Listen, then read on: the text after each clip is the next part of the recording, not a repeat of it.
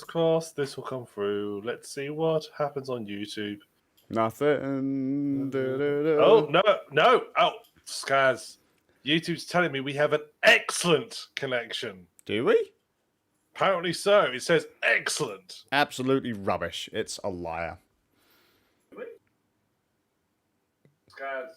Yeah, both are working. Fantastic. You good? Fantastic. Yeah, and we've already got and Annie was actually here early tonight. So, evening, Annie. Hi, Annie. I can't see the chat, apparently. To be fair, being early for Rando's podcast is actually fairly easy to do because we're never on time. So, that's all well. We're working on it. So, good everyone on TheSuffolkRam. Skazzius. Welcome to episode 147 of the Rando's podcast. We still haven't pod faded. Not yet, no. Not until we get a slice of popularity, then we'll fade. We've had our 900 unique listens now. Rubbish. Wait, 900 unique this month or since in the lifetime of the show? Since records began on Anchor. Okay, so that's quite recent, isn't it? That's the last couple of months. Oh, see, a couple of months, that's not good enough. It's got to be every month. It's like saying, we've been doing the podcast now for 20 years. We've now had 900 unique listens. I would believe that. Well, look, beggars can't be choosers in this situation. You have a fair point. We've got our podcast. What more could we possibly want? So we've got a viewer. A viewer. It's fantastic. A viewer. A good viewer. Yeah, it's fine. It's fantastic. It's great. Those 900 uniques are literally one person going through a VPN every single time. Woo! And there's one of our other viewers. There you go. Yeah. Couch viewer. Oh, I can just see an arm moving in the background. Isn't it fantastic? Yeah. You're a different angle this week as well. Well, yeah, because my house has been torn to shreds. Because reasons. Yeah, that's it. Little squeaky benzels.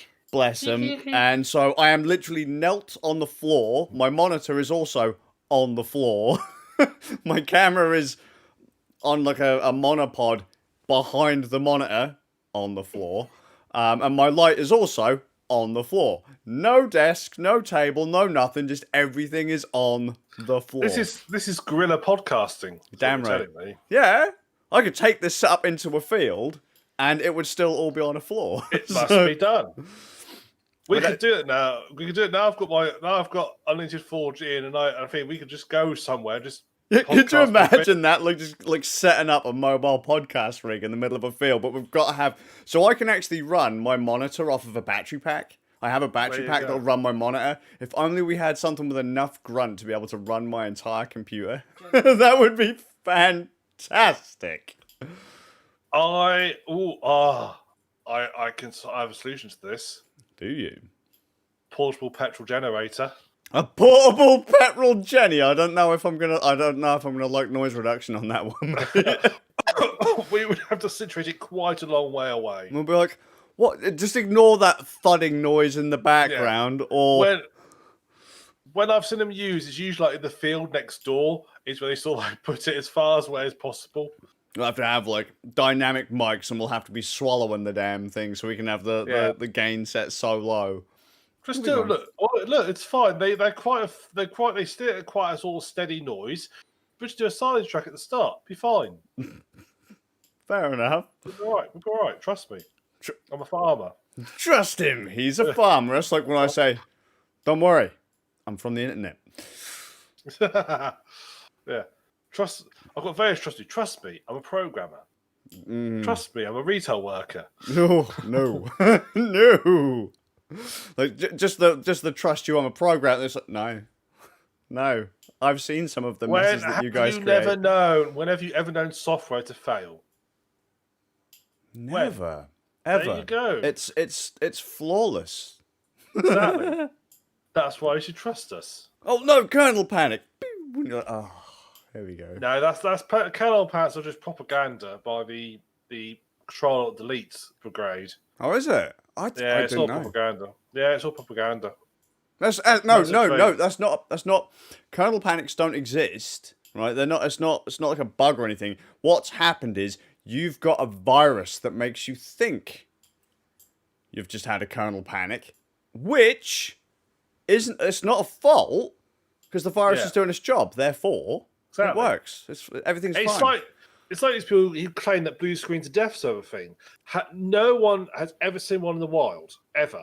Ever. It's never recorded. Never. Ever. There's no video evidence of them. There's no photo evidence of them. They do not exist. And all the ones that have been clearly doctored. Yeah, for sure. Like Photoshop. Yeah. They're deep fakes. Blue screen deep fakes. Yes. Blue screen deep fakes. Exactly.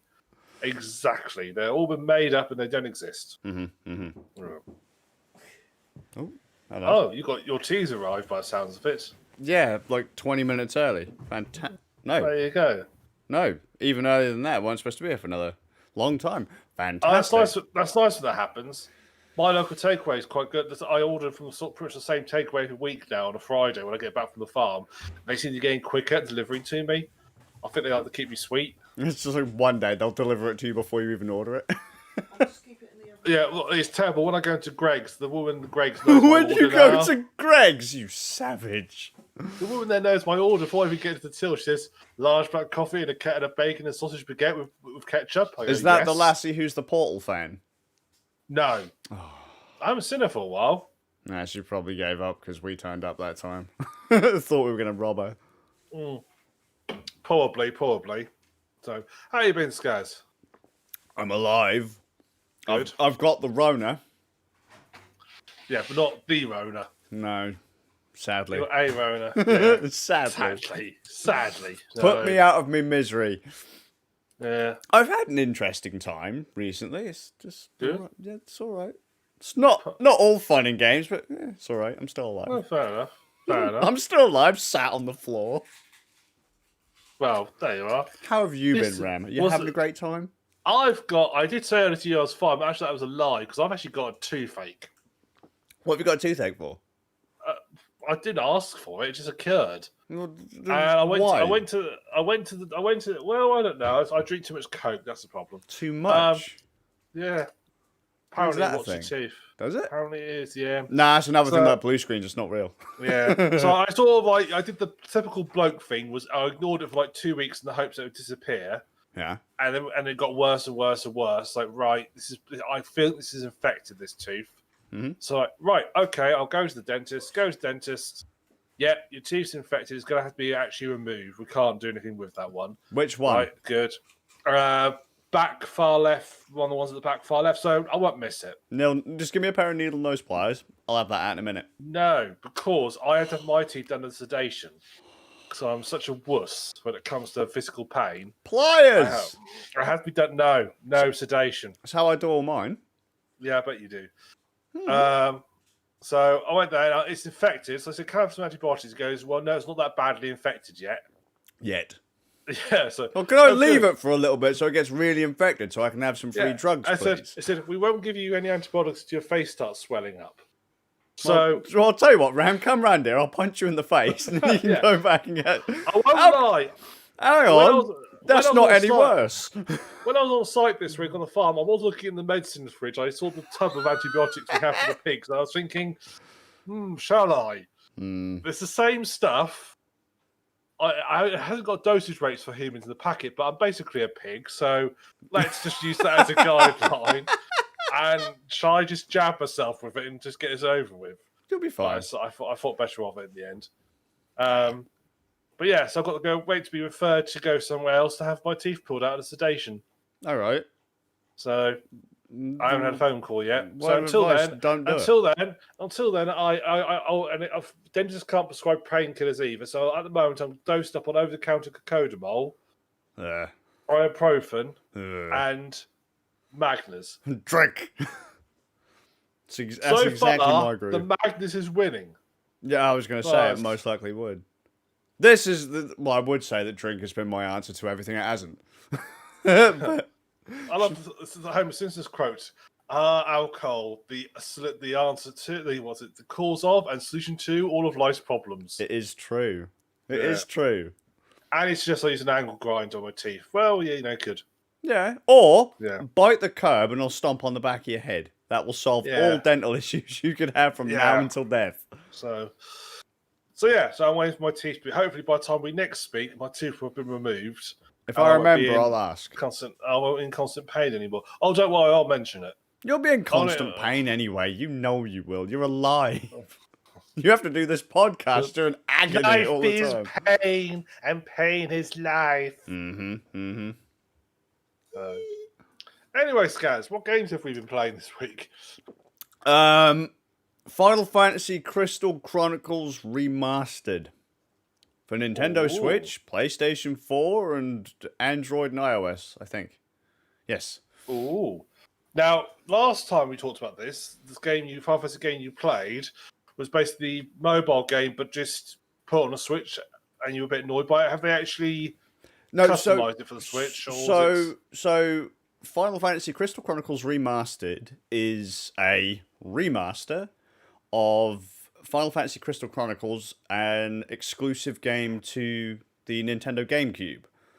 So, millions and millions of moons after that game came out, they decided that they would rejig it, rework it, and make it so that a new audience could play it. Because Final Fantasy Crystal Chronicles is one of the interesting Final Fantasy spin-offs, but it has an incredibly high barrier to entry. It even did back in the day.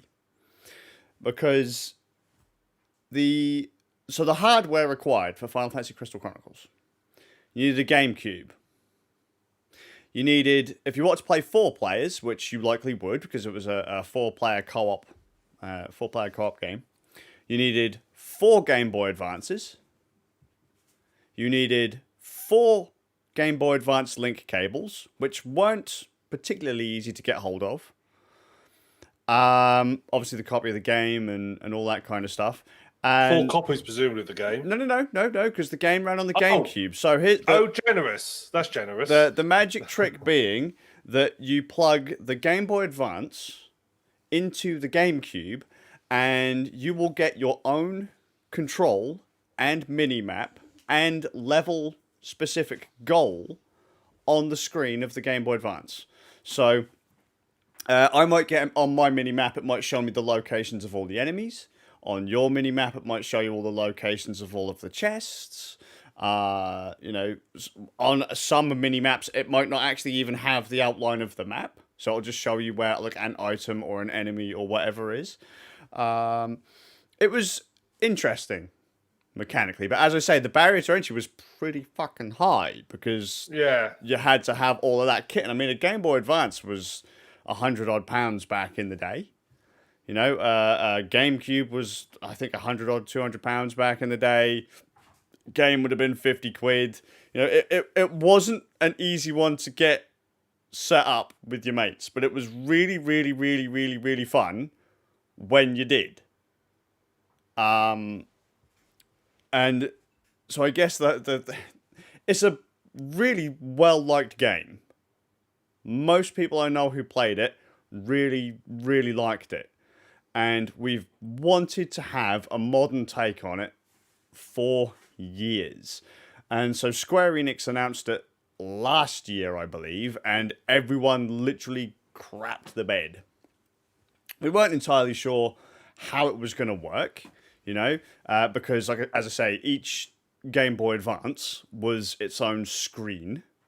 So how were you going to get a modern console experience to have that same play style now? Look, so my theory was that you'd buy it on the Nintendo Switch or the PlayStation, and they announced a version for phones, and I was like, so what they're going to do is you're going to set up the main game on your Switch, and then your screen will be on your phone. Your inventory management, your map and your level specific goal will be on your phone. Kind of like what they do in is it like Jackbox? Is that the game, the Party Pack games? Or like in Cluedo, or Monopoly and that. Yeah. They have an app that you can have, so you can launch a game on your console and then your individual control will be on your phone. So like if you play Cluedo on the Nintendo Switch, your individual clue sheet is on your phone. You connect your phone using a number So Wi-Fi and a number, and that will connect to your Switch, and you've got stuff. We assumed that's how Crystal Chronicles was going to work. No. They've made it so that, if you want to play 4 players, you have to have 4 Switches or 4 PlayStations. There's no local multiplayer anymore, which was the whole basis of the original game, local multiplayer. They've done a fair bit of rework to it, and I won't say it's been. They haven't made it any better. They've made it a lot worse, really. The game looks a lot better. It's had some graphical work. Kind of like if you run a classic game in an emulator and you apply filters and all that kind of stuff. It looks much better now. It's not hugely expensive. It's only £25 on every platform, including mobile.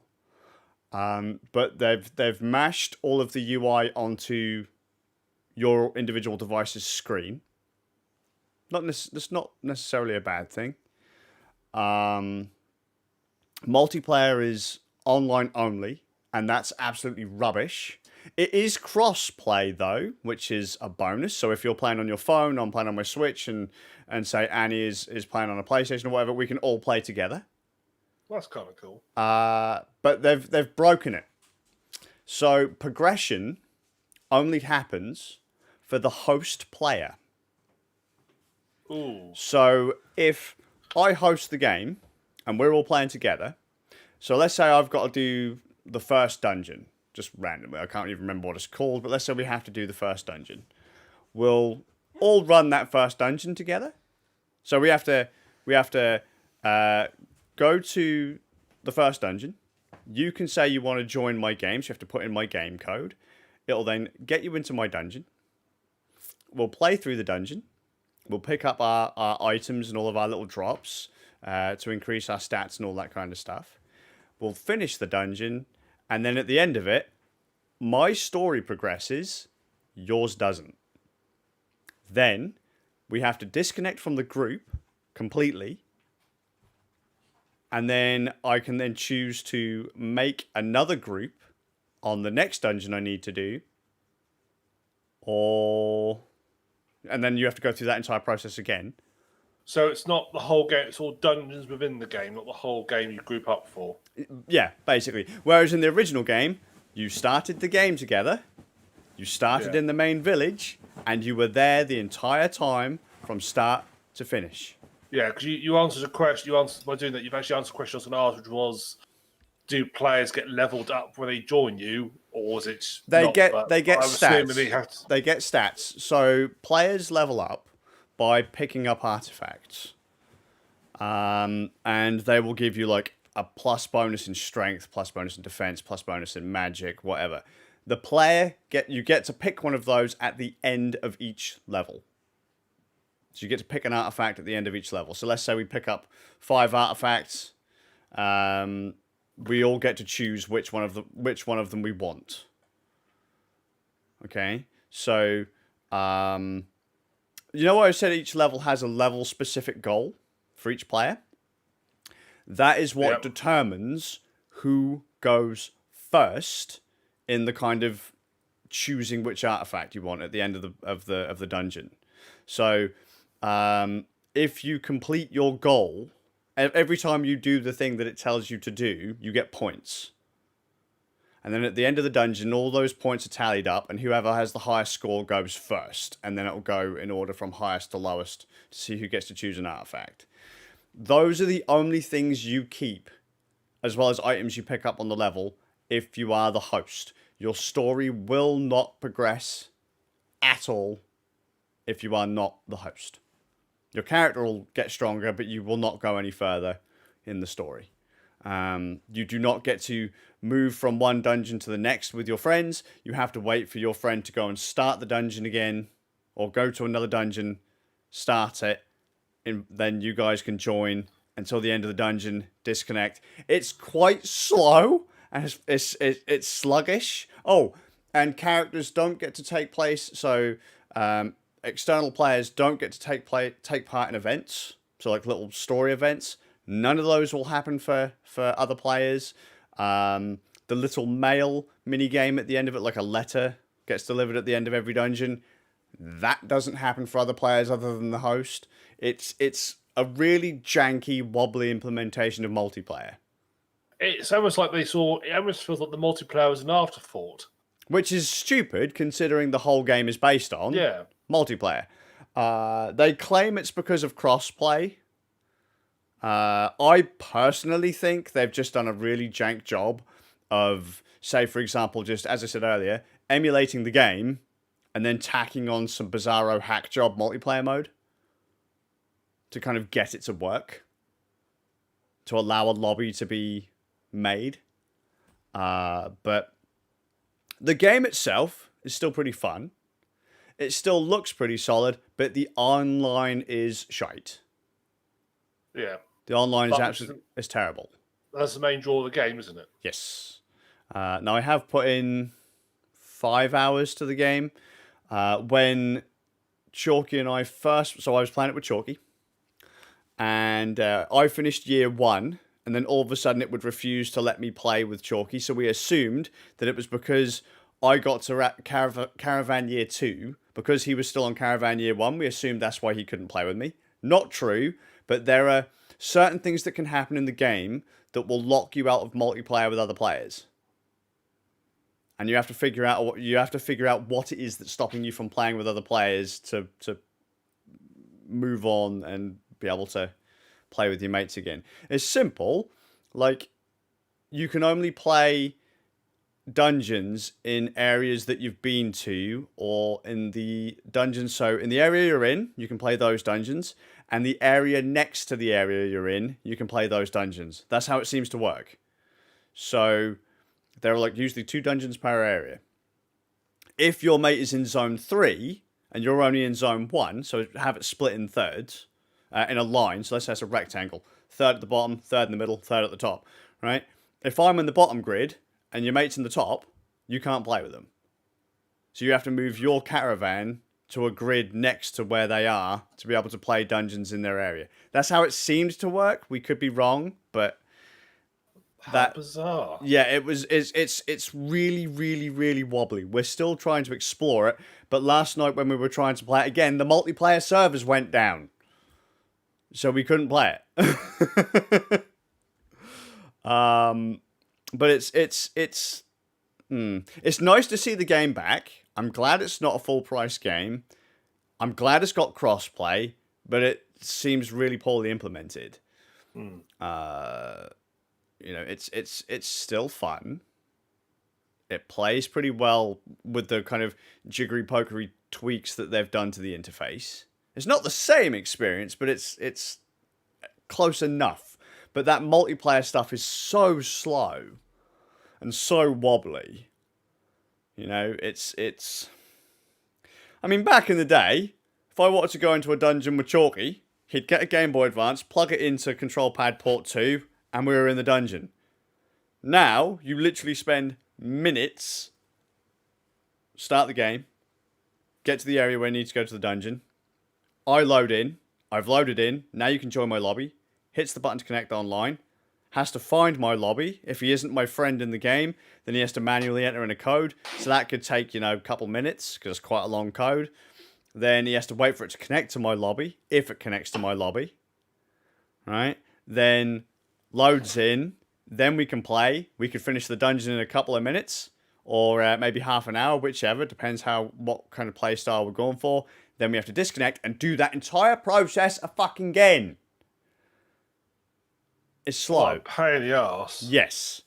It was a seamless experience back in the day by nature of the fact that you had to be with your mates or you had to be sat in the same room. But I mean, the first time we played it, Chalky was sat right next to me on my sofa. But there's no ad hoc mode, so I can't just play the game with someone on an ad hoc network sat next to me. I have to literally go from out of my house. So I have to connect from my house to Square Enix's servers, then ping back to Chalky, and then we can play. And it's slow. It's pointless. There's no need for it. They could have just set up an ad hoc mode, job done. Because there are loads of games on Nintendo Switch that will let you play on ad hoc. There are loads of mobile games that will let you play on ad hoc. But you can't with this one. And I really, really hope they patch it out. I can't see that happening because it seems too fundamental the way the game is set up to run. It just sounds like they thought they're going to make it almost like they're planning to make it single player, then suddenly decide no, better put multiplayer in it. And did a really shit job of it. But they had to make it multiplayer. I mean, you had to because the game was. I guess it was an after. It almost feels like it was an afterthought, or I think when they thought about re-releasing Crystal Chronicles, like I said, like re-releasing it, I honestly do think they just thought, what a hack job will do. Just emulate it, upscale it, apply some filters, and then we'll put in some kind of hack way to do multiplayer. Kind of like how emulators do multiplayer. Yeah. That is really how it feels. You go to your game on your emulator, you tell the emulator to start net play, and then it comes up with another interface to allow you to connect to another guy's game or whatever. It's exactly how it feels on Crystal Chronicles. So they got the student dev team to do this one. That's what it seems like. So not great. Story's kind of neat though. I mean, it's always been kind of fun for anyone that doesn't know what the story of Final Fantasy Crystal Chronicles is. The world has been taken over by this like mist or disease, the miasma, and the only thing that seems to protect people are the crystals that are located in each village. And these crystals need to be recharged with myrrh every year. And there are different locations that you can go to get myrrh. You generally need like 2 or 3 drops, I think, from each from dungeons to be able to recharge a crystal for a year. So they send out a caravan of people, your little team, to go to each location, travel the world, to collect this stuff, and biggity bam, job done. It's fun. We started calling it the Rona. Because if you leave, you get given a little chalice to collect the myrrh in. And as you travel around the little stages, the dungeons, you're given a bubble around the chalice. If you move outside of that bubble, you lose health. Right? So the idea is that one player has to carry the chalice, and then other people can then move around the chalice. I'm assuming that's all the player can do unless they put it down, or I'm assuming? Yes, yeah, that's it, yeah. So, it's kind of fun. There is a single player mode in Crystal Chronicles where you can get like a little pet creature to carry it for you, which is way faster than you playing in multiplayer. Because when you play in multiplayer, your character moves at like half speed when it's carrying the chalice. But when you're in multiplayer, when you get to a boss, 4 people can wail on the boss and it dies within seconds. So I guess that's kind of the the bonus to multiplayer. You either play multiplayer and move really slowly through a dungeon, but do the boss over in a few seconds, or you play single player, move through the dungeon really quickly, and take maybe 2-3 times to do the boss. But it's fun. End of the game, I don't remember it doesn't take too long to get to, between like 4 and 8 hours, I think. But you can, every time you collect 3 drops of myrrh or whatever, the story progresses by 1 year.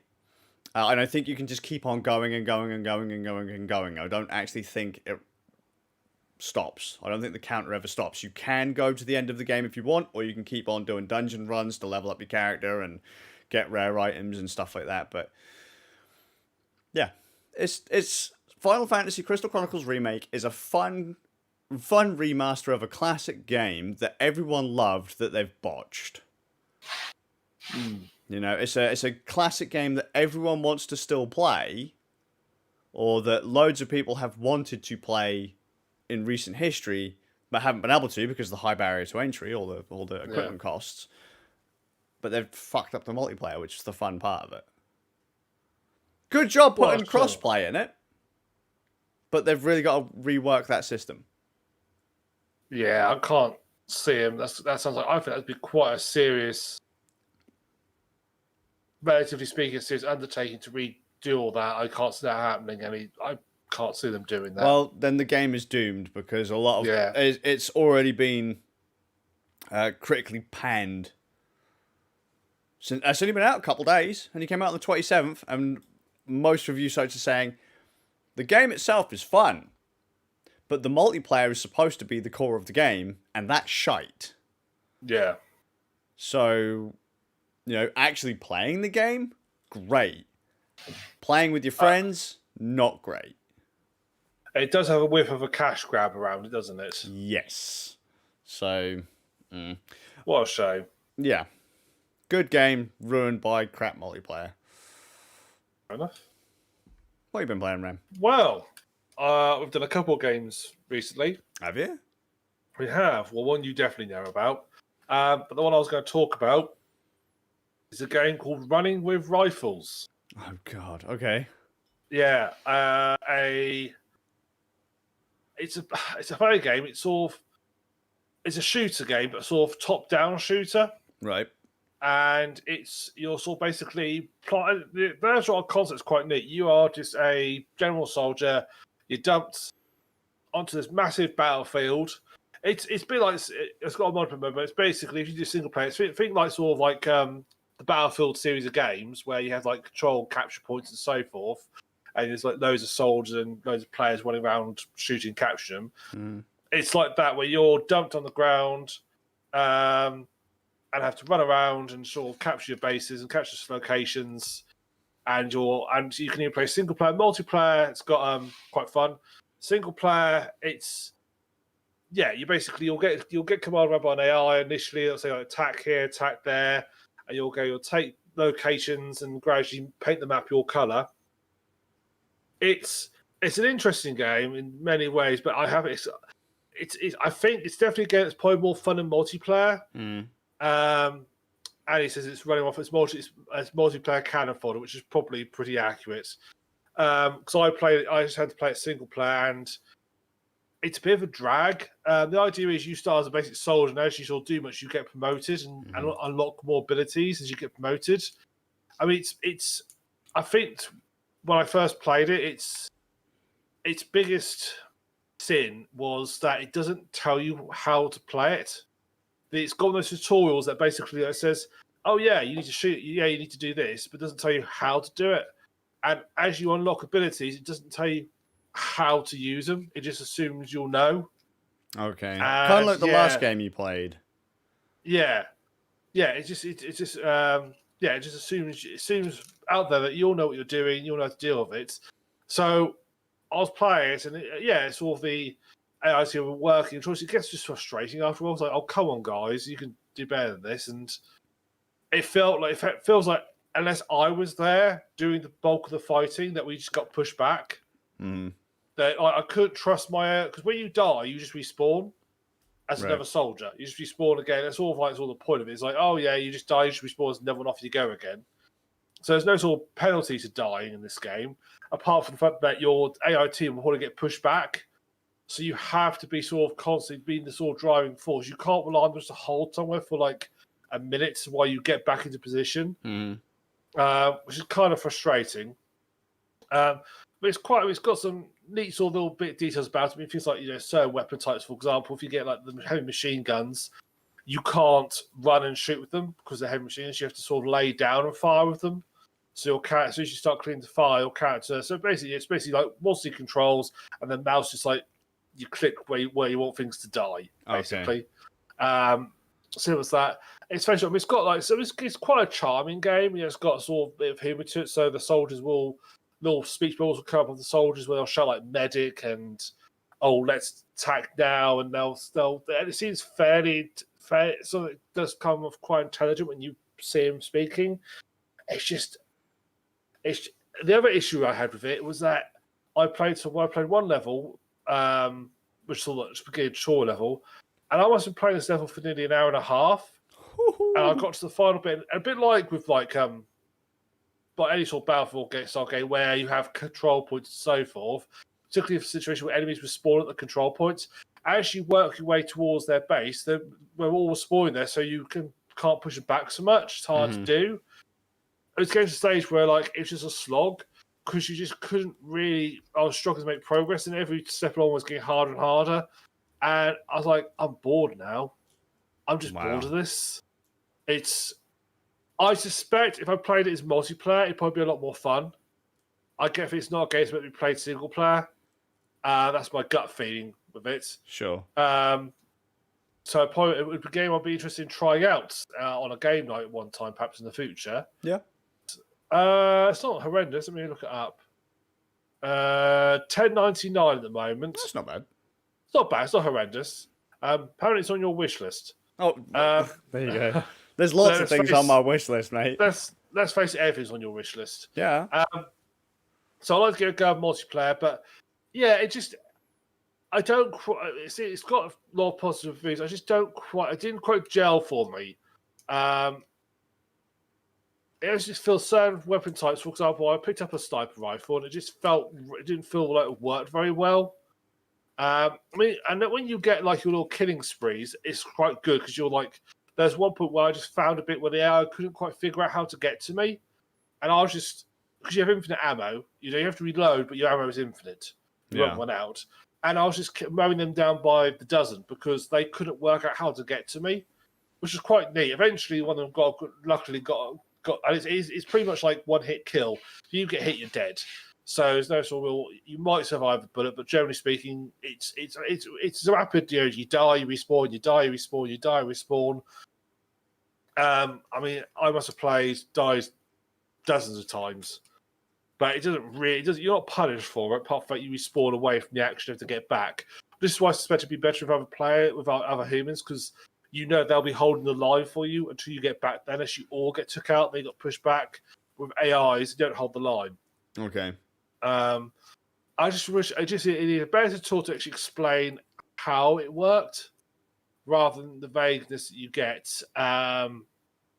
But it's got. I've got a feeling that I read it's a game that's going to be fun with mates, but it's not going to be fun by itself. Sure, worth a try. So, worth a try, but I think we need to do multiplayer. Yeah. So yeah, because I mean, the interface. I couldn't work out half the interface actually meant. It shows like this picture like a squad in the corner. It's like, well, how do I get soldiers? You ain't told me. How do I get them? Where do I recruit them? Do I just walk up to them and they become part of me? What do I do to get them? If I remember correctly, Cannon Fodder just literally dumped you flat on a map and was like, figure it out. Yeah, that's pretty much. This is clearly inspired by Cannon Fodder. I mean, as there are tutorial elements there. You get a little message up on the screen which do tell you, but it comes in the form of a box in the top right corner screen, and when you're trying to concentrate on not dying, then you have to go click on the box, and if you're not paying attention, it disappears and it's sort of gone. So it's just gentle through. It's just badly designed. It's just infinite respawns then, not. Yes. Can you move entire squads, or is it single soldiers, or? Single soldiers. It's all pretty much. It's pretty much a free for all. Everybody sort of for themselves. Okay. I think your squad follows you. I know I got to the stage where I had a squad, which is me. I feel I could have had a squad, but I didn't know how to recruit them. It just needed a map, a level that is like, okay, we're not going to, because basically the tool just chucks you into a normal mission. It just needed a map where it's like, okay, we're going to control this, and so we can actually talk you through it, so at least the basics to get you through. Okay. I mean, I died, I think, within about the first 5 seconds because, this is the other issue I have, and I'm a bit annoyed with the developers actually on this one. Being colourblind, the colours between the two different sides are so similar, I struggle to tell them apart. I have that issue a lot with games. Yeah, I'm shade blind. So if it's two colors that are relatively similar, and there's nothing breaking them apart, I can't tell the difference. Yeah, it's like green and brown, but like a really light brown, so it looks greenish. Yeah. After a while, I start to sort of pick up, but I frequently end up on myself shooting at my own guys because I thought they were the enemy. Yeah. And I actually went and looked to see if there's like colorblind mode, and the developer's solution to this was enable colorblind mode in Windows. Oh. Which basically puts a colorblind filter across all your computer. It's like, no, I don't need it for this game. I need it for this game. I'm not going to change how my entire computer works just to play one game. No, I completely understand. You guys could just add just have an option to toggle and just change the colour of the enemies. Change them from brown to white or something, just a bit of contrast. They're only all 2Ds, little quite simple sprites. You could recolor them quite easily. So do something about it. Or even Arm had a solution. Armor solution was they basically put like almost like sort of clouds above enemies. That's terribly described. So it's like sort of opaque, glowing sort of ball which float above enemies who are enemies. So if you're colorblind, you could see them. Okay. So basically, it's definitely a game I'd like to try out in one of our game nights. I reckon with friends it'd be quite hilarious, but just not great single player. So, Running with Rifles. Fantastic. And the other game that we've been playing actually is our favourite. It's Knockout. We've been playing Fall Guys, which is it's like Takeshi's Castle, and as you say. Yeah, It's a Knockout was what I thought of, but It's a Knockout was it's quite an old series now. I doubt there's a lot of people there I remember the remake they made back in I think the late 90s. But I bet Touchstone would probably be Wipeout. Yeah. That's probably the more. That's the one that most people mention when they say Fall Guys to me. I always just think Takeshi's Castle, though. 5 doors in front of you, guy runs at door, hits brick wall, falls backwards, job done. Yeah, it's got the sort of meanness of the Japanese TV shows. Yeah. but sort of the I've said before, it's got sort of more the sort of style of like Wipeout and It's a Knockout. That's the way it does things. But yeah, Fall Guys, you're a little pill-shaped person who waddles and has to sort of make their way through. The idea is you're meant to be part of a game show. Yeah. An actual game show. And you're given you're thrown on an obstacle course, and the aim of the game is to either get from one side of the obstacle course to the other, or complete random goal that it throws at you. Yeah, so you either have to let's say get from the stuff, or perhaps the case of it'll be almost like sudden death, where there'll be memorize these squares, and when one of the squares is shown, that will be safe. All the others will disappear, and if you're on them, you're gone. Yeah. There's also like team games as well. There's like football one where you have to push a ball into someone else's team's goals. There's one where you might be 3 or 4 teams, even where you have to sort of capture. There's sort of equivalent of capture the flag. Yeah. Type game, or where you have to capture central flag back to your base. There's obviously the famous butt plug section. Oh, that's fantastic. Yeah. Get a tail. Yeah, and it's the noise it makes as you pick them up. It's a slight sort of plopping noise as you grab them. It almost makes it. They also sound like they're going ow. Yeah. You're like, oh, sorry about that. Yeah. They all got tails. You have to run up and grab. There's team versions of single player.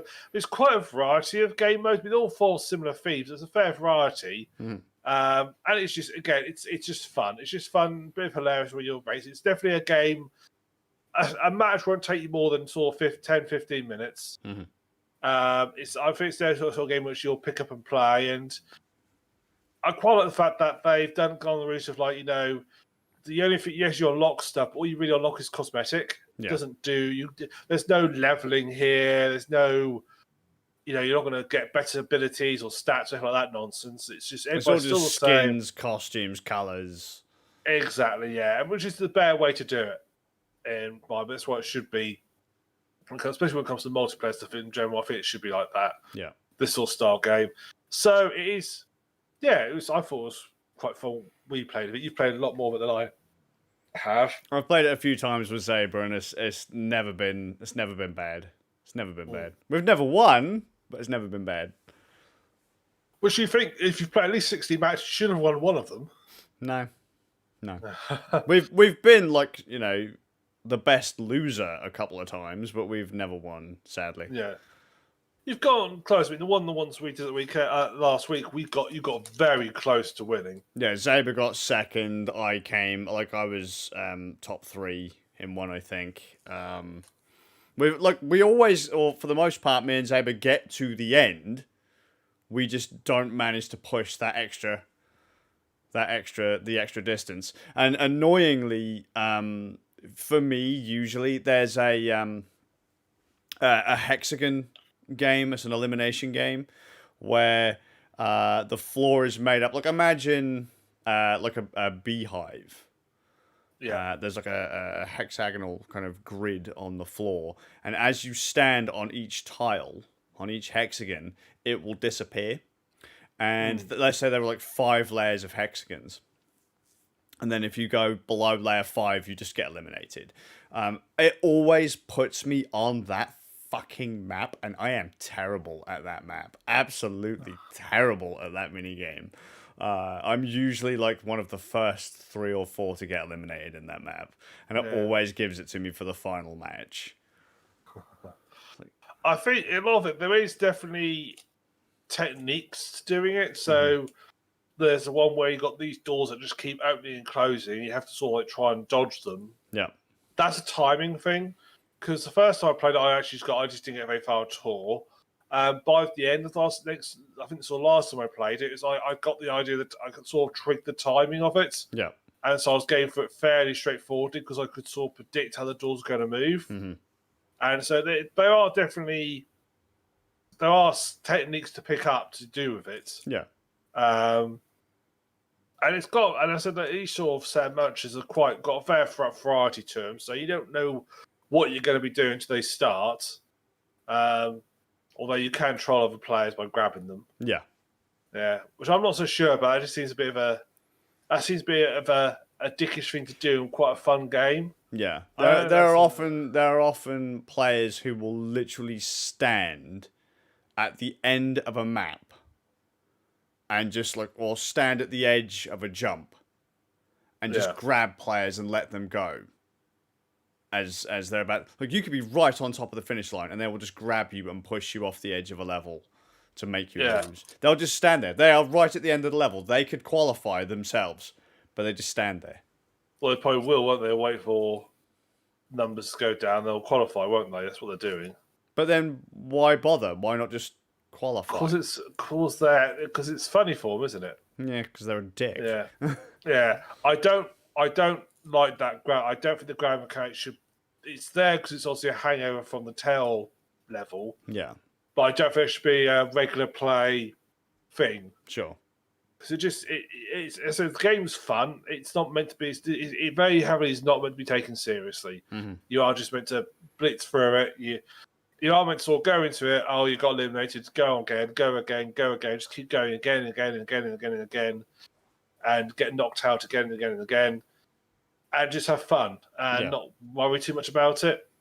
So, I'm sure players would find other ways to troll, but of course they will. But players are players. Yeah, yeah. There's that group of players who enjoy ruining other people's game. Their fun is ruining other people's gaming experiences. Yep. That's griefers. It's what they do. Bastards. And sadly they exist, and us normal players have to just deal with them. I'm sure we've all done it a little bit at some point in our lives, I suspect, but probably not to that extent. I just want to throw out there 2 things, not about Fall Guys actually, but I that was a game that I wasn't interested in at all. But then when we decided to play it for game night, it really stuck with me. It was actually really quite fun. But as far as griefers and colorblindness are concerned, Hunt Showdown. I wanted to bring this up when you mentioned the colorblind mode for the last game, running with rifles. So I can't remember if I mentioned on the podcast how much I like Hunt Showdown, but there's one thing that Nvidia players could do that really pissed me off. Yeah. Right? Nvidia users had the option in Hunt Showdown to apply things called Nvidia filters. And they were kind of in-engine, in-game graphics level tweaks that were almost like development sliders in Photoshop or Lightroom or other random raw image editing apps Yeah. that would like say, I don't know, you're in a nighttime level, okay, and you can't see, so I'm going to apply an NVIDIA filter to make the level look like it's daytime. Those have now been removed. Have they? Or I believe the guys of Hunt Showdown have said they are disabling NVIDIA filters because it became an absolute shit show. Loads of people were saying, well, I can't see more than a few feet away. It's like, well, because the idea is that you're supposed to use a lamp. But that'll give away my position. It's like, yes, but by applying filters that not everyone can use would make you a cheater. But it's not a cheat because it makes the game playable. It's like, yeah, but not everyone can use them. Yeah, it's not a level playing ground because not, as you say, not everybody has that feature. That's not level. That's certain things you can't control. So like some of the hardware you can't control, but that's not a level playing ground. Mm-hmm. I mean, it's. I know it's just because something's technically allowed may not mean it's not technically cheating, but may not be, shall we say, cricket, as it were. So, like the old days where a lot of old FPSs, you could drop. The old trick was you would drop like the level detail down really low, but leave character detail up higher, so you could spam easier. Or like in particularly things like Battlefield and I think it was Joint Operations, you could basically switch off like grass and stuff. Yeah. So if you're a sniper on your machine, you're hitting in the grass. Our players, the grass will switch off; they could just see you. Yeah. Now that is technically, I would say, it's not technically cheating, but it's definitely not. It's definitely not sportsmanlike because it's there for a reason. It's to allow people with lower machines to run it, but it gives you an advantage, which technically everybody could have. Yeah. But it's not really how it was intended to be used. So it's probably not technically cheating, but it's definitely not within the spirit of the game. So and let's be fair, you're ruining the atmosphere. You're ruining the atmosphere of a nighttime map just so you can get some easy kills. Yeah. Right? Exactly. It's dumb. But then an argument came up. Loads and loads of people were like, yeah, but I'm colorblind. I need NVIDIA filters. It's like, I'm shade blind. A nighttime map should be a fucking nightmare for me. They weren't that bad, those nighttime maps. No, they're not. And I've seen video of the original nighttime maps where they were super, super, super dark. And even then it weren't terrible. No. But the excuses people are having to need these filters. Well, I need them for videos for YouTube. I need them for streaming. I need them for this. I need them for that. It's like, no, you don't. I need them because I can't see it. It's like, well, that's kind of the fucking point. Yeah. But that's like saying, well, when I do hide and seek, I don't actually close my eyes because I need them because I'm colorblind. Well, no, that's not how it works. So I just want to throw that out there as far as colorblindness and grief are concerned. It looks like the guys at Hunt Showdown have potentially tweaked that one little problem. Because I couldn't use NVIDIA filters because I use an AMD graphics card. I could have used them, but I didn't. Yeah, good lad. Good lad.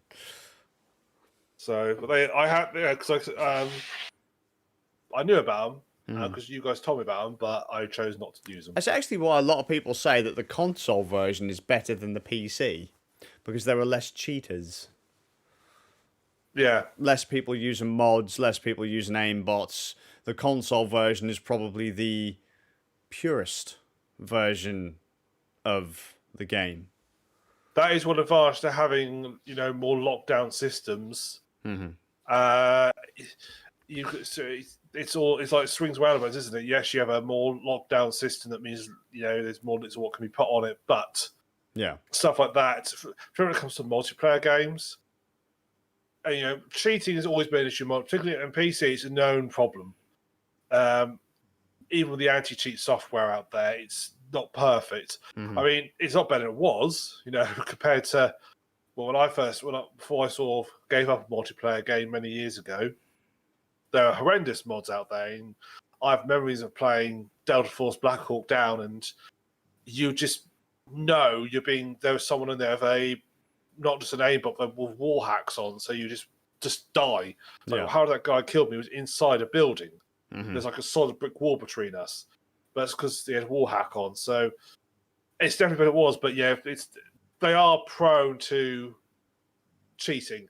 I think particularly in games where there's certainly more to lose, and Hunt Showdown there is more to lose when you die. Not if you particularly got where your character's gone, you potentially got more to lose. Mm-hmm. So the incentive to cheat is higher. Whereas Sonic Fall Guys, it's pathetic to cheat. It's pathetic to cheat in Fall Guys because there's nothing really to lose. Yeah, for sure.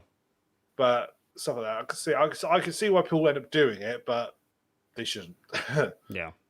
So Multiplayer gaming brings out the scum of humanity.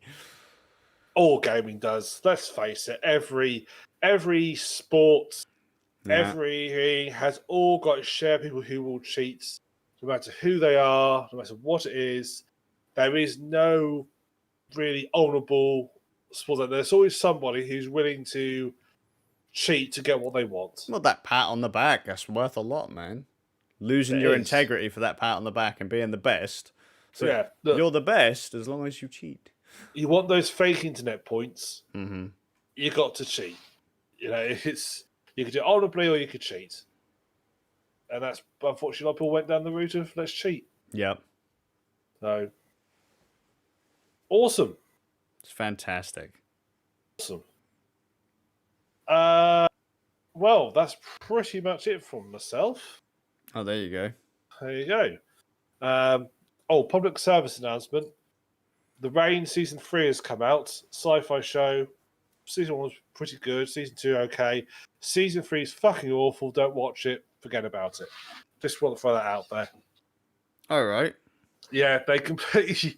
Yeah, so Rain was a post-apocalyptic series. I think it's Danish. Where all of a sudden the rain kills a load of people. It just starts raining. Everybody's outside, just dies.